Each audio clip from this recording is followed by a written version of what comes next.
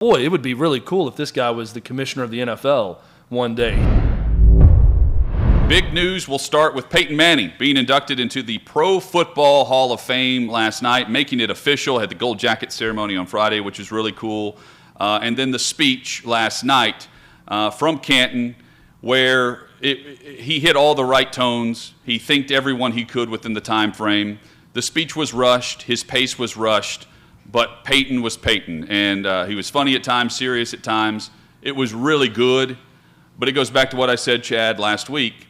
I wish they would stop putting a time limit or trying to stress the time limit. That ended up being the crux and the joke of the entire speech for him, but you could tell his pace was rushed. And I felt like it could have, while it was great, it could have been even better if they didn't tell Peyton Manning he had to keep it to 6 to 8 minutes. Yeah, 6 to 8 minutes, and I think the speech ended up running, 15 minutes in total. It was great. It was exactly what I expected in terms of how good of a job he was going to do with it and how prepared he was going to be. It was also an amazing pep talk for football, not just Peyton Manning and his career and the thank yous and all of that, which he didn't go into depth with a lot of the thank yous because he basically referenced his retirement speech and said, I went through all this before. I don't have a lot of time. So everything I said and everyone I think then, I'm thinking now as well for being a part of me getting to the Pro Football Hall of Fame. I thought overall, though, the closing of it is what's going to be played for years to come. I mean, you could put that as the soundtrack to a future NFL commercial about the legacy of football and how it's important for everyone that's such a big part of it to protect it, to nurture it, and to move it forward. Not sit still, but move the game forward. All the challenges the sport has faced recently with safety concerns, social justice issues, everything else. And the way he encapsulated that speech in the end, I saw David Reed tweet out that, Peyton Manning for NFL commissioner. I thought the same thing. I thought to myself, boy, it would be really cool if this guy was the commissioner of the NFL one day, hearing him talk about the game that he loves so much. That's going to be the big takeaway for me, is that this ended up being a great State of the Union address of the National Football League and football as a sport moving forward. I thought it was terrific. It was good.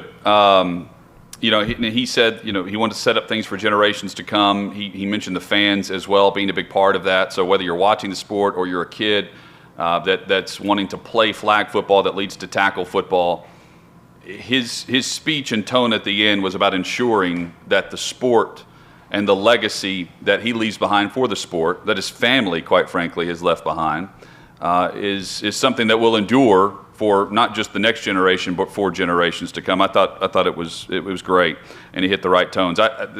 Brady being there was really cool.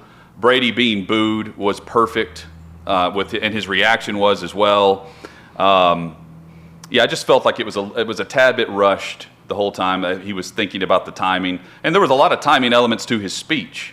He wanted to time up the hurry at the beginning. It was a little bit delayed. I don't know. I hate whenever guys that go into the Hall of Fame feel like they have to rush through a speech and can't thank everybody, and instead have to reference a letter that they wrote years ago whenever he retired, 5 years ago. This guy, we're talking about a guy who when presented to the Pro Football Hall of Fame Selection Committee, you say his name and you sit down.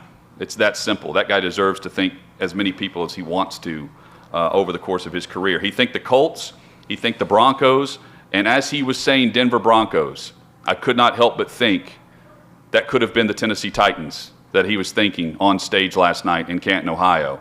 And that this was one of the 3 visits that he took. He visited the Miami Dolphins, the Tennessee Titans, and the Denver Broncos.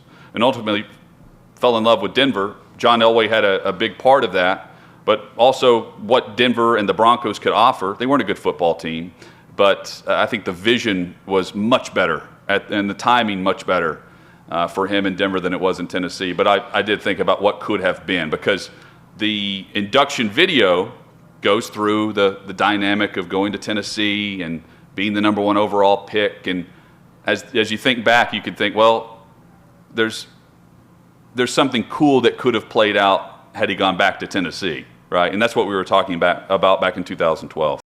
Thanks for watching. Be sure to subscribe and hit the bell so you're notified every time Outkick 360 goes live. We are live weekdays, 11 a.m. Central, noon Eastern, right here across the Outkick network. And while you're at it, like this video and let us know what you think in the comments below.